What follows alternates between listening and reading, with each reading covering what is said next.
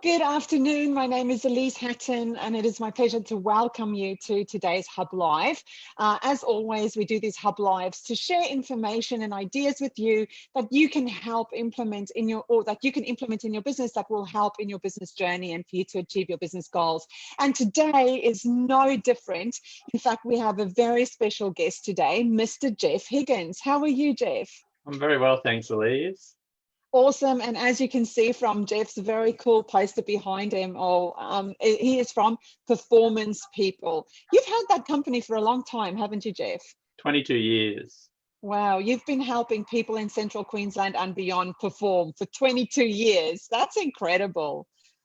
That's absolutely incredible. If we look at the stats of people, staying in business beyond 5 and 10 years, it's pretty significant that you've been in business for 22 years. Well done.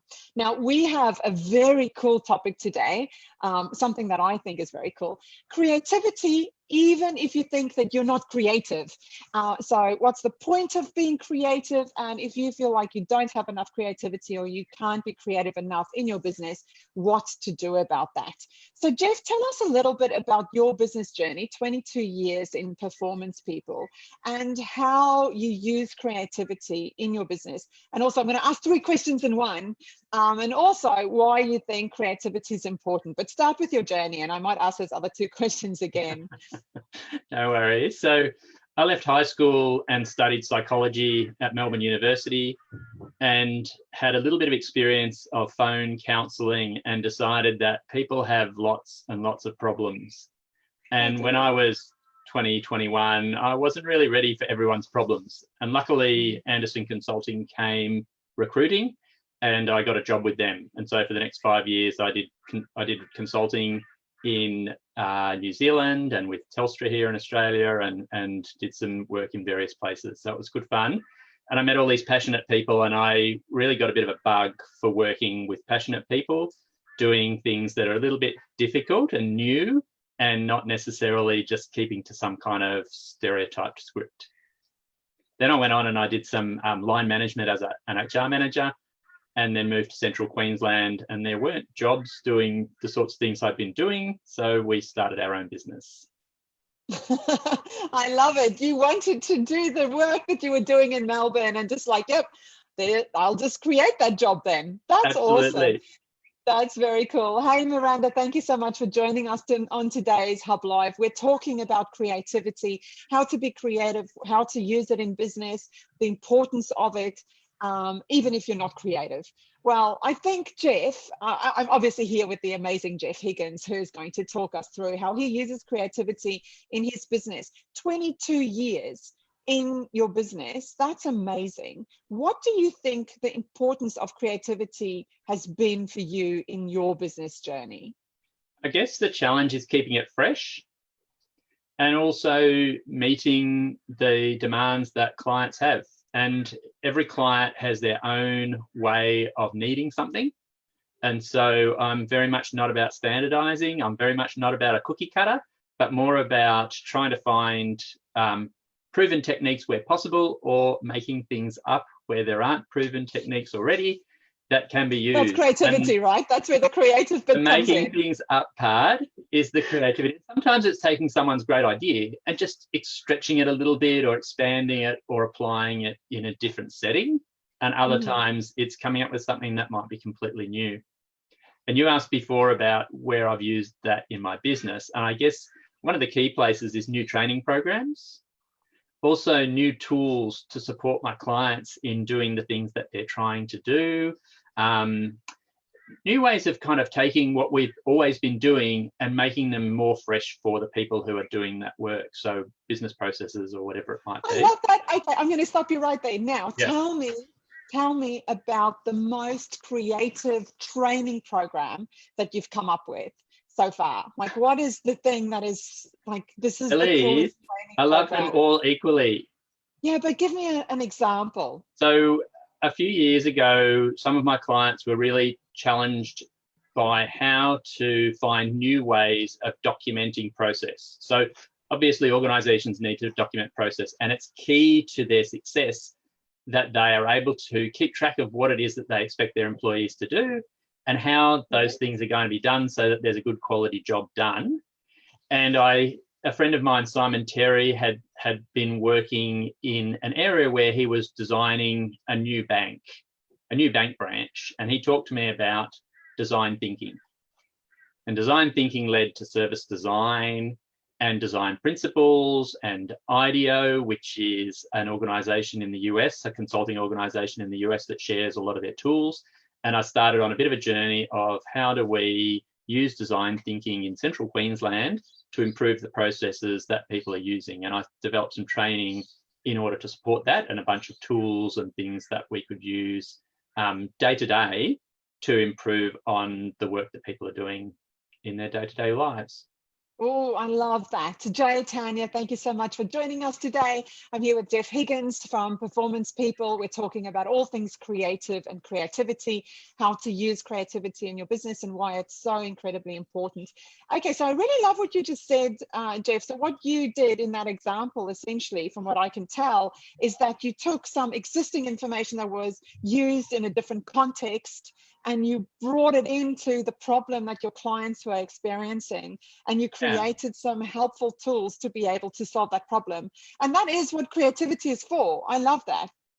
That's innovation, actually. That is innovation right there in a box. So the thing that you want to do is you want to find a way to get through to people. So you're always thinking, what is it that they need? And how is it that this is going to make sense to them? So another area that I find myself trying to be creative in is concepts, business concepts. There's all sorts of business concepts that can be quite, if you start reading journal articles about them, they can actually make you more confused rather than less confused. And so you need to demystify.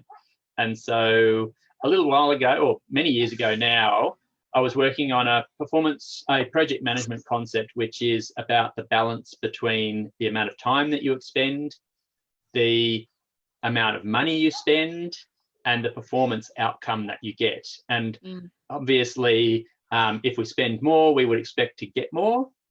If it takes longer, we would expect, if we invest more time in, we would expect also for things to be better. But it's not linear. It's not like if I put in 20% more, I'll get 20% better outcome. It doesn't work like that. It's actually kind of squishy. And so I printed a slide just before that I developed many years ago to try and explain this concept with bungee cords. Oh, that's cool. And so if I pull on the performance bungee cord really hard because I want a really top quality outcome, it's going to affect the amount of time it takes, and it's going to affect what it's going to cost. But in fact, it's hard to predict. And I'm sure that a physicist could predict perhaps what the outcome was. But in our day-to-day work, it just means I need to be aware that there's tension there, and that tension is going to cause me trouble if I'm not aware of that tension as the project continues. So simple concepts, simple metaphors to help people to understand concepts. I really love that. I've seen that before, but in a triangle, we have the time, money, and quality. But it doesn't capture. I always wondered what the triangle represented. Yeah, time, money, quality, but it doesn't. But the triangle doesn't capture the tension that exists between those 3 points. Okay, I love that. Now, you also said that you've developed tools. You've used your creativity to develop tools. Give me an example of one of the cool tools that you've developed. And while you look, I'll just welcome Marietta and Peter. Thank you for joining us. So great. We're here with Geoff Higgins, from Performance People, talking about creativity, and you are about to share with us, little drum roll, one of your cool tools. So I don't have a show off for this one, but I've got a handout I developed recently, and developing that handout was the result of trying to figure out how strategic planning could be deepened for my clients who want to know more about the theoretical underpinnings of strategy. And so previously we did a process of planning, but people weren't getting a sense of what sits behind that. And so I've been working with, I've been lecturing for many years, and part of my lecturing has been to teach students about Michael Porter, a US academic who also works in business consulting. And he has a whole bunch of tools, but they weren't very easy to incorporate into the work I was doing until I found this, until I got a sense of how to present that in a way that people would understand and people would be able to adapt to, and that people could use. And the outcome was a simple handout. And as a result of developing that handout, I suggested to you that perhaps a HubLive might be useful because it was a really interesting journey for me. That's so cool. Can't you just share a little bit of the handout? Now I'm really curious. I could if I had printed it, but I haven't printed it. And I'm definitely not getting into the screen sharing at this point. It's one for another time. Okay, you'll have to share it with us after. Brilliant. Right. So what do you think, if you could summarize, what is the importance? Why should we focus on trying to be creative, and why is it so important for us to achieve good business outcomes and good growth in our business? Why is creativity so important? There's a few dimensions to this. I mentioned earlier how creativity helped to keep things fresh for me. And if you as a business leader want to keep things fresh for you, if you don't want to go stale, if you don't want to get bored, if you don't want to get distracted by trivialities, you need to really engage with the work that you're doing. And so independently of whatever the outcome is of your creative process, just spending time in that creative space, I think will make you a better manager and a better leader. And also there are a whole lot of benefits at the other end in terms of your clients having products, or your customers having products which are perhaps much better tailored to their needs, or which are more fun to use, or which are more effective or more efficient in their work. And so creativity is kind of the energy behind innovation. We need to be creative, we need to come up with new ideas, or we need to be able to take existing ideas and adapt them to the circumstances we're in order to continue to develop and grow as businesses and as product offerings. Cool, love that. Okay, so okay, so there's let me see, there's a question. A few comments on the bungee cord graphic. Looks like it's a winner. Really, really great. Can we please ask Geoff if he could share a photo of the graphic in the comments after the live? Could you share a photo? Excellent. Absolutely. Don't you have, I feel like you should share more of those tools with us so that we can get a sense of how you are using creativity in your own business and kind of what we can see and feel and learn from that. Do you have anything else that you can share? So in a moment, I've got a bit of a process, and while I'm explaining the process, I'll show some examples of some of the things that I've used along the way. Awesome. Okay. The tricky bit, of course, is some of this is commercial in confidence because my client has paid for this creative process to be undertaken. And so I've got there's a bit of a fine line there between things that I can share and things that I can't share, but I'm really passionate about. So that's just part of okay, business. That's fair enough. Understood. Okay, well, let's move on. So how do you, Geoff Higgins, how do you use creativity? And is there something that we could learn? Is there a step formula, or what do we do? How can we become more creative in our own businesses? I used to think it was a bit random. And then when I started preparing for this HubLive, I noticed that there's a really distinct pattern. And it's really clear, and I'm hoping that anyone who has a go at this will find that it works for them too. And so I've just broken it down into 5 steps. Awesome. Hey, Jason, thank you for joining us with Geoff Higgins. You've come in on the live at just the right time. We're about to learn the 5-step process that Geoff used his creativity to create, or notice the steps on this HubLive. So it's not a random process. It's not just something that happens randomly. There are 5 distinct steps that we can follow to become more creative, or to use creativity in our business. Tell us what they are.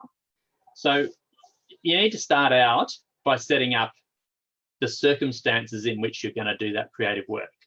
And so it may be that next Tuesday morning, you're going to put 2 hours in your calendar that says creative work, and you're going to make a commitment to that 2 hours. Or it may be tomorrow afternoon, Friday afternoon, perhaps you're a little bit like me. It's hard to be engaged with all the process stuff that you've got to do, paperwork or whatever it might be that's accumulated during the week.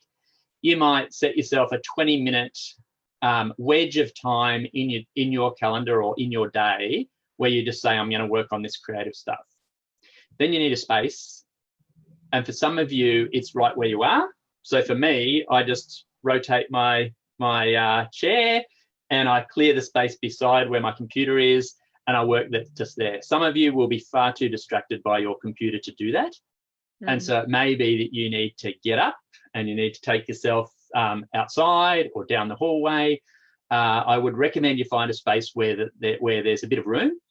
So you do need to have a bit of room. Dining room table might be okay, depending on what else is in the dining room space. If the television is just through in an open plan living room space, that may not be good if other people are watching it, or, think about what might work for you. Down at the library, they've got some great little rooms that you can just go into. So at Yeppoon, in Rockhampton, I'm sure in your city, if you're somewhere else, there will be spaces in a library which you could go to. I'm pretty quiet when I do this, and so I don't think I would disturb other people. But if you might get a bit noisy, if you talk to yourself, maybe think about another space. But space is really important. A friend of mine lights a candle. There might be some kind of signals you give to your brain that you're about to move into a creative space. I don't do that, but that's something you might want to think about. Get some pens, preferably color pens, but I generally just find the blue biro that's sitting beside me and start doing it. And one more element to setting up this space, and this is something I talked about in a Toastmasters speech a little while ago. We all know this shape. This is your A4 piece of paper. And this shape is for business reports and bills. All of us are aware of that. But this shape is for landscape art or graffiti. So rotate your piece of paper.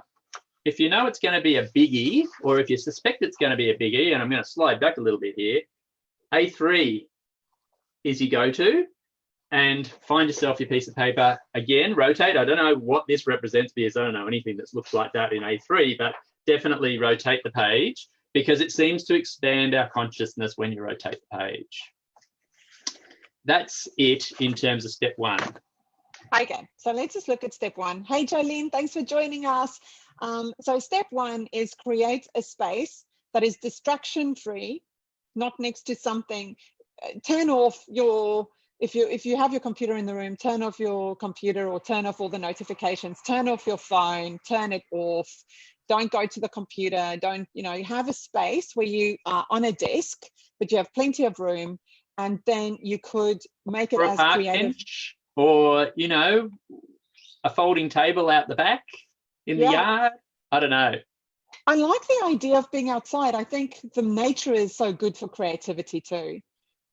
And so firstly, actually set a time in your schedule to be creative. And then secondly, set up a space that will elicit creativity from you and where there are no distractions, essentially. And or then minimal distractions, Don't necessarily, paper over the windows or anything like that. Yeah. Well, inspiration, you can still have inspiration as well. Yeah. And then I think the third thing, and that's the genius thing, is take your page and have it in landscape. So that is the trick. And then the fourth thing is, if you wanted to, you could set up a trigger so that your body and your brain knows, oh, it's creativity time.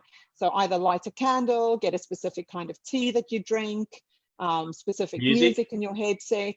Yeah. Any sensory trigger, I suppose. Yeah. Awesome. Okay, now we have a space and we have time. What do we do next? Now you got to figure out what you're going to tackle. And so the next thing is to ask the question, what am I going to be looking at? What am I examining? What am I doing here? And Warren Berger has a website, and I'll just double check the name. It's called A More Beautiful Question. And he suggests a question to use in business, which can be really powerful. And the question is, how could I? I love that. I'm writing that down. A more beautiful question. Questions are extremely powerful. How could I? I love that. And so how could I build a better mousetrap? How could I sell ice to Eskimos? How could I transform my current stodgy products into delightful products that people will buy? And the how could I is really intentional. So it's not why. There's no why questions or who or how much is it going to cost or any of that sort of stuff or when. It's more of it's a very open question, and it's not how will I, it's how could I. And so I'm not setting up any absolute intent here to do anything. I'm just encouraging you to have a think, what are the things that I could have a go at in order to change the life or the world or the things that I'm doing. Okay, that's really awesome. So then you write that down. Do you physically write that down on your landscape paper? Absolutely. You always write that down. Yeah, preferably in the middle. You're working on. You go. Now, that brings us to the next step. So we've all heard of brainstorming, and I'm hoping that all of you have done some brainstorming. That's your next step. There's no easy answer to how do I make this work? But there'll be a bunch of stuff bouncing around in your head already. And if you're going to make room for new ideas, you got to clear away some of that stuff that's bouncing around. And I don't mean my Telstra bill's due or the bass is due next week. That stuff, that's what the candle was for, or the music or whatever. We already cleared that out. It's the stuff about the thing. So whatever it is that you're trying to design or whatever it is you're trying to solve, you need to get some of that out of your head onto paper. And that's the brainstorming. And so I've got some examples. So I can't even remember what this was. So I pulled this out of my ideas folder, and I am asking some questions, and I'm talking about could do it badly, progressively, better over time. This is about communication style, how to read the situation, high risk potential for high return. I still actually don't know what I was doing at that time, but that was one of my brainstorming sessions.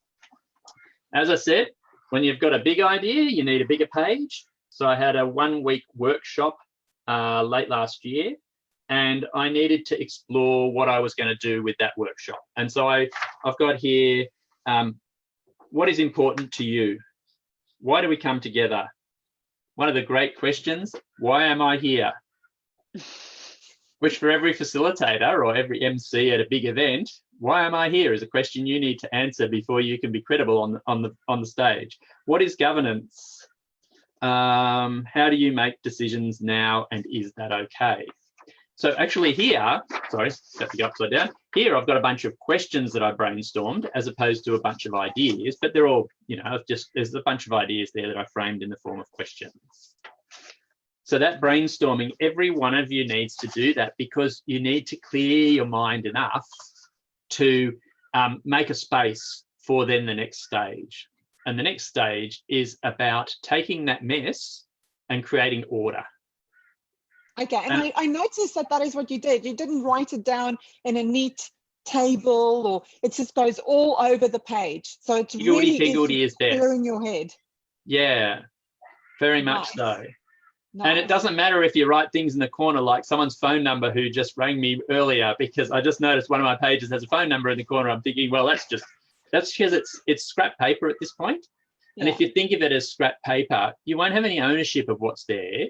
You'll just have, this is a start. This is about getting your ideas down on paper so that you can then stand back from them and start thinking about feasibility, or whether they meet some sort of criteria for success, or whether you think they're relevant to whoever is your current client base, whether you might need to start looking for some new clients. All sorts of things will jump into your head as you get those down on paper. Okay, I love that. So that's really step 3, right? That is step 3. Perfect. Yep. Hey, Steve, thank you for joining us. I'm obviously here with Geoff Higgins from Performance People, and we're talking all things creativity. We're running through a 5-step process for how to become more creative. So far, we've covered step 1, which was set up a time in your calendar and a space in your environment. Step 2 is ask a beautiful question, which is how could I, and then write down what it is that you want to be creative about or for. And then number 3 is the brainstorming. So it's essentially answering that question. How could I grow, the Smart Hub membership? And then I have my landscape paper, and I just write down every single idea, absurd, crazy, viable, doesn't matter, without judging what I write. Some of the ideas will be other people's ideas. So what are they doing in Toowoomba in their equivalent of the Smart Hub? What are they doing in Silicon Valley in order to grow this stuff? You can also do some gigantizing. You can ask yourself, what if I had $1 million to spend on this idea? Or what if I had to fit it into a briefcase? Or whatever, you know, try and think about ways in which scale could change the idea. And this is just your creative expression. What could I think? What might I think? What might jump into my head? And just get them down, because the longer they are in your head, for me, the more likely they are to fall out and never become anything.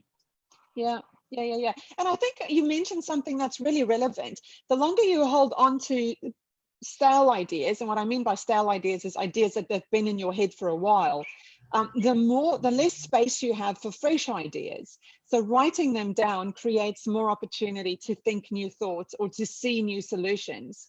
Yeah. So have you found that you do that process and then a day later or in the middle of the night you wake up and go, I should have added this, I have this idea? Does that happen? Yes, this is in real time. I'm talking about making a piece of time, but you might do this over days or weeks. And it depends on how important the thing is, on how much time it's worth investing in it. I don't think it's a stretch to suggest that many great ideas take years to turn into something. Sometimes they'll spend all that time bouncing around in your head, and other times you'll be writing things down. I didn't mention before also, think about a whiteboard, because a whiteboard's something which you can use as a nice tangible thing, and it's nice and big, and you have to stand up, and that will get some other things moving in your, physiologically moving in your brain, and so that's also a possibility. Oh, I love it. Okay, so if you have a question for Mr. Geoff Higgins around creativity, please feel free to pop that into the chat on Facebook, and we'll be sure to answer those for you. So we're going now on to step 4. What do we do with this creative outlet, messy thing, brainstorming result that we've created? What do we do next? So you need a blank page again.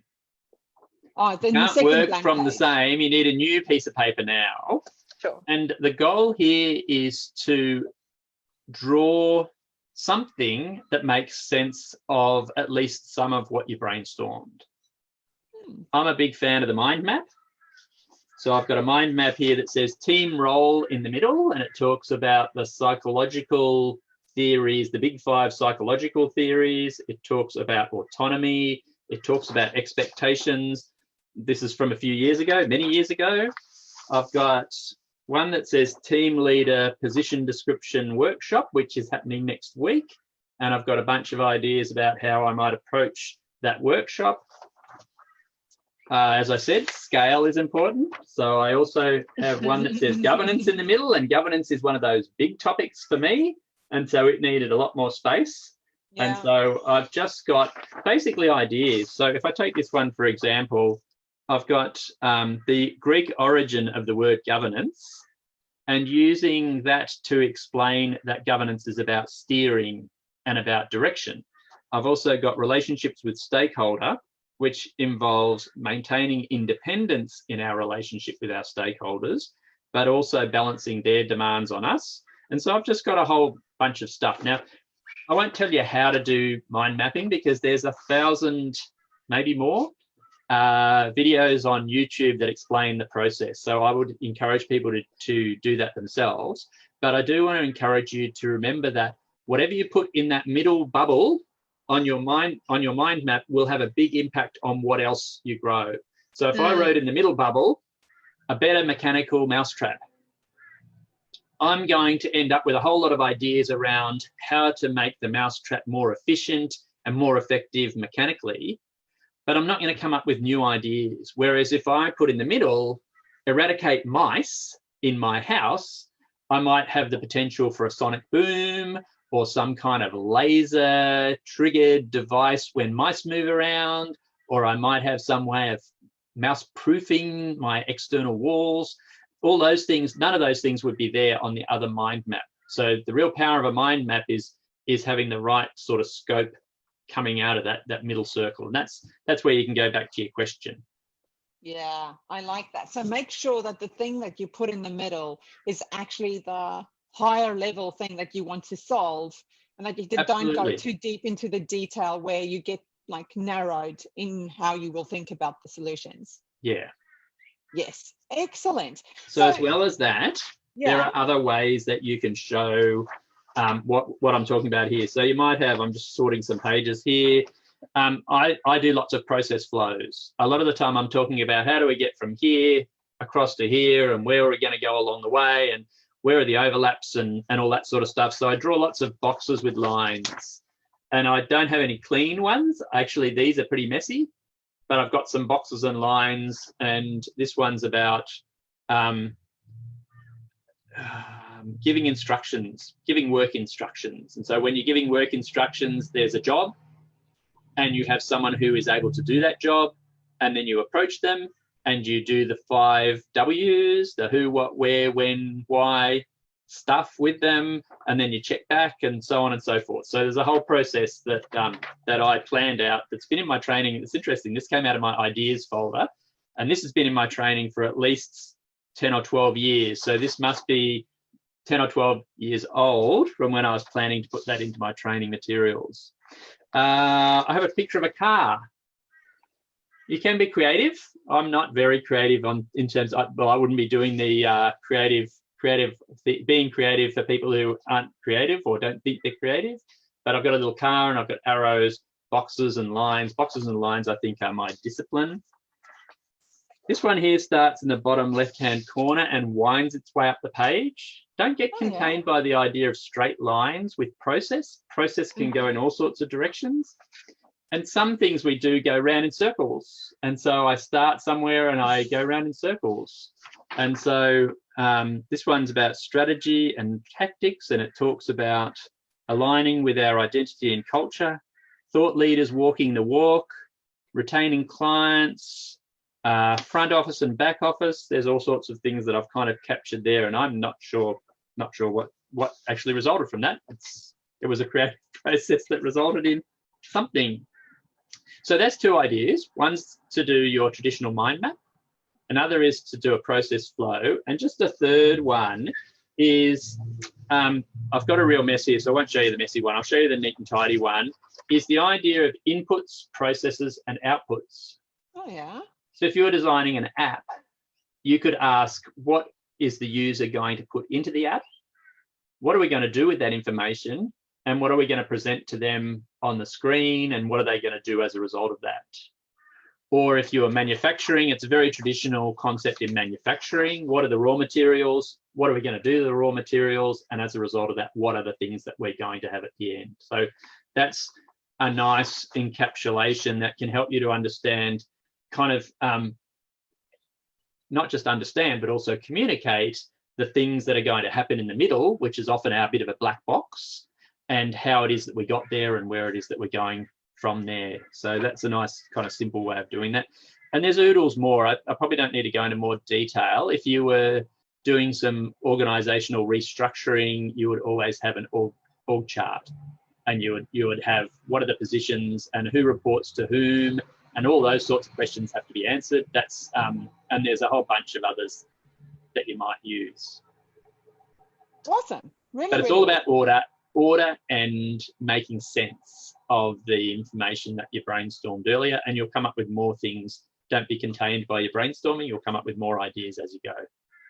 So do you cross things off your brainstorm piece of paper as you incorporate them into your order, or tick them, or do you just... Luckily, I didn't for the ones that I showed you before, but a couple that I pulled out of my box of tricks, I'd basically crossed things off as I went, or I'd drawn lines. So there's one, I don't even have it handy now, but it's an absolute mess because the brainstorm, I didn't go to a fresh piece of paper. Oh, yeah. I did the brainstorm and then I started drawing lines, and it's just a complete nonsensical thing, except that it was a great starting point for the work that I did on strategic planning and developing a handout. And I wouldn't have got there probably if I hadn't kind of really absorbed myself in that process. Yeah, that's really awesome. Love that. But okay, so what if you get stuck though? What if you follow those processes? You have time in your schedule, you have your space, you've lit your candle, you have your tea or your wine, you have your question, you've brainstormed everything, and you're trying to put it in a process, and you just feel stuck, and you're just not sure how to move out. What do you do then? So two options. One is to phone a friend. So you and I sat at the boathouse. You and I sat at the boathouse a couple of weeks ago, and we talked through some things that I was working on at that time that really had me flummoxed. So don't hesitate to phone a friend. Just if you know someone, don't assume that they need to have any knowledge of what it is that you're doing, because often their lack of knowledge is actually the really valuable thing, because they'll ask you questions that you would have forgotten to ask yourself. So that can be really valuable. And the other is the Black Book. And no, it's not a Bible. It's the Oxford Student Dictionary. Sorry, it's also not the book with phone numbers for phoning friends, is it? No, it's not. It's not your address book, although be a handy one for that. Nice size. Yeah. The Oxford School Dictionary. Ah. Now, this one's Roger von Erck is a thinking theorist. He talks about thinking a lot, and one of the things that he talks about is giving yourself a whack to get you out of your straight line thinking, and that's what I use the dictionary for. And so you open up the dictionary. The dictionary method, it's got a name. The dictionary method is that you open the dictionary, you point at the page. So I'll hold it up. I haven't seen the page I'm on. You point at a word, and then you read out the word. So in this case, the word is rhetoric. The art of speaking or writing effectively, elaborate or exaggerated language. So rhetoric, and that's where the word rhetorical comes from, as in a rhetorical question. I'm not even going to have a go at that now. You do need to be in a particular space to make this work, but I've got a bookmark in here because a couple of days ago I was a bit stuck on my preparation for this session, and I stuck my finger in my dictionary and I got hurdy-gurdy. A hurdy-gurdy is a musical instrument played by turning the handle, also known as a barrel organ. Ah. So I had a bit of a think, what could hurdy-gurdy mean for what I'm doing here? And I started thinking about music and the fact that in order that other people can produce the music that you invent, you need to do a score. And so you need to have this tangible thing that people can have. And that was when I started to get all of these together that I've just been showing you. Is awesome. The hurdy-gurdy got me to the examples. I knew I needed examples, but I thought I was just going to talk examples, and then I suddenly had this idea. And the other thing the hurdy-gurdy gave me was it reminded me of one of my things I say from time to time, which is, if it's not fun, it's not happening. Yeah. And so if this creative stuff is too hard, you've probably chosen the wrong time or the wrong question. And so just go away and come back later. So sometimes you just bite off more than you can chew, or you're just not getting the joy out of it. And sometimes we just need to remind ourselves, I started this business because I wanted to create great products. I'm sitting here with this opportunity to create great products. Why am I not enjoying myself? And you might have to work a few things out, and then you might need to kind of kindle your joy that you get out of creating great products for your clients. So that was hurdy-gurdy. So I got both of those from hurdy-gurdy. I love it. So you basically use the word as inspiration to jolt your thinking so that you can get beyond where you are stuck. That's right. Yeah. It's like a cure for writer's block. I love it. I love it. Miranda has a question. What happens if you stall during your brainstorm or planning session? If you get stalled at any time, don't hesitate to go away and come back. So get a cup of tea, or those other two ideas. So the phone a friend can be really useful. You've all got someone who you can reach out to. And if you don't, join the Smart Hub. and you will have a whole community of people that you can reach out to. So there are always going to be people there who you can engage with. And the other is, so the dictionary method is just one of many kind of methods that you could use to really get under the hood. Some of you would probably be familiar with Edward de Bono's 6 thinking hats. That's another way of you overcoming those barriers, is just come at the problem from a different angle. And so the 6 thinking hats ask you to take a different perspective on just that same thing as you're working on, and keep kind of driving towards some kind of outcome, or step away. What was that you said? Find a cup of tea, make a cup of tea with a tea that you particularly like. So it may be that your tea's got cold by now, Miranda, and it's time to go and refresh your cup of tea, or maybe grab a snack, or perhaps even have a lunch break and come back to it when you've kind of refueled, or whatever it might be. Or even just go for a walk. I think that helps. Go, get out of the house, get out of your space, go for a little walk, breathe deeply, come back, and use the dictionary method to jolt your thinking. So it's all very creative. Love it. Hey, Roxanne, thank you so much for joining us. We're here with Geoff Higgins. We're talking about all things creativity, why to be creative, and how to use creativity in your business. Really, he's sharing with us a 5-step process. First 4 steps: create time and space. Secondly, ask the right question, which is how could I, which is a beautiful question. How could I? And then, of course, complete the sentence. Thirdly, go to a brainstorming in a landscape paper. Show us a little example of a brainstorming landscape paper, Geoff. As I step through the, now he's lost. He's lost. Hey, Leah, thanks so much for joining us. Geoff Higgins has lost his brainstorming paper in front of him, but he is finding it right now. Yay, ta-da. Yep, so they brainstorm all the ideas that you have in your head to answer your question, how could I, blah, blah. And then you take those brainstormed ideas and you put it into a structure, either a mind map or a process flow. And what was the third one, Mr. what was the third one? Inputs, processes, and outputs. That's right. And then we basically chatted about, what to do when you get stuck, but we still have 1 step to go. We're only at step 4. For those keeping count. Leah and Dave. Hey, Dave, thank you so much for joining us. You're just in time to hear what the 5th step is in the 5-step process for using creativity, or how to use creativity in your business. So you can always go back. All our HubLives are saved on our Facebook page. So please feel free to go back and watch the rest. You've also mentioned some really cool people that we can go and research and follow and see what we can learn. But tell us about step 5. So step 5 is figure out the next 3 things.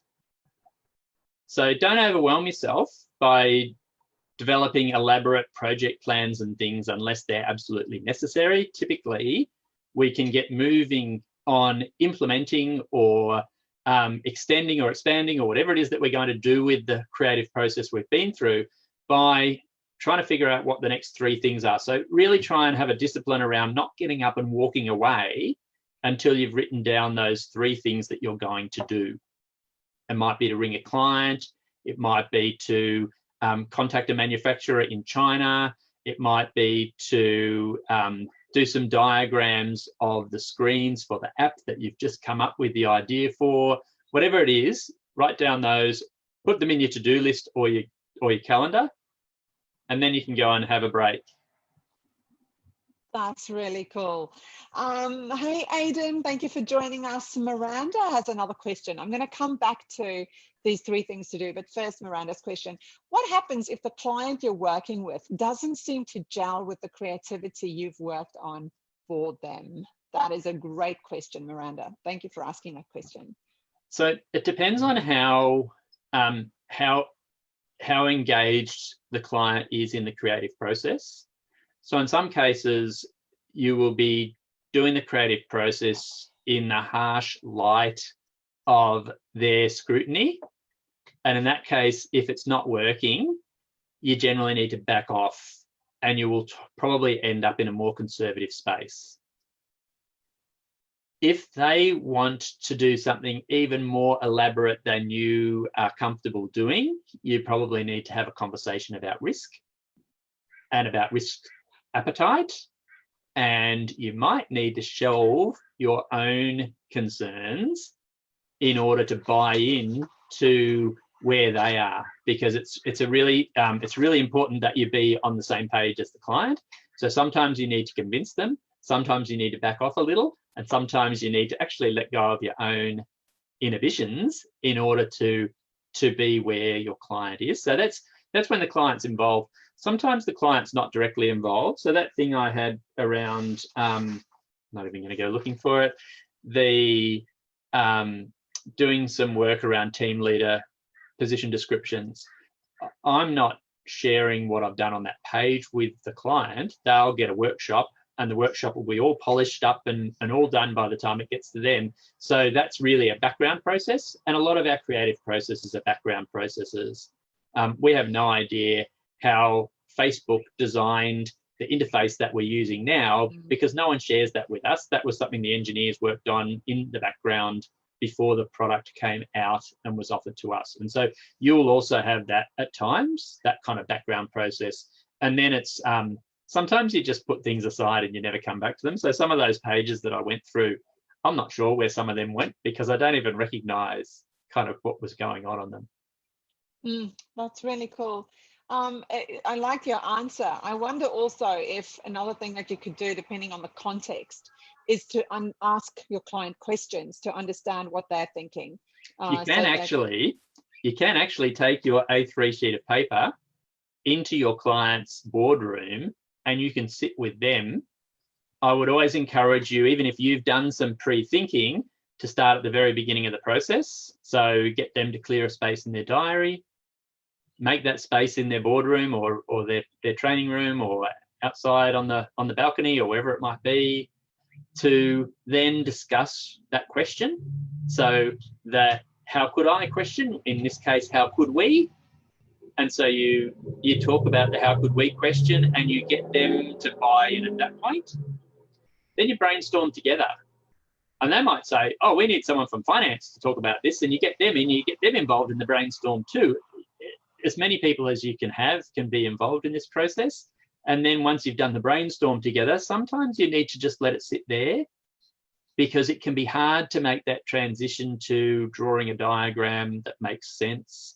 It may be that you want to go with a mind map, but they're thinking in terms of a Gantt chart or whatever it might be. That's okay. But by this stage, you will have a very clear picture of what they're thinking. So that can be a really good process. I would encourage you to do the process, do the 5 steps a few times by yourself first before you take it like that, because it's certainly a bit more, you'd have to dance a lot faster when the client's in the room. Yeah. So practice, and then take it into the room. Okay, Yeah. Well, I said that we wanted to come back to our last step, which is step 5, which really is, now, what are you going to do with the creative process that you've just been through? What are the 3 things that you can take forward in action now to move the process forward? So do you have, what is your mindset around understanding which 3 things to pick? Because I'm guessing you could come up with a lot of ideas. Like you could generate a massive to-do list. You can. Generally, the things to pick are the things that are going to help you to make the best kind of progress. I'm thinking on my feet here because I haven't really put this in words previously, but the best kind of progress is progress that involves getting buy-in from people early.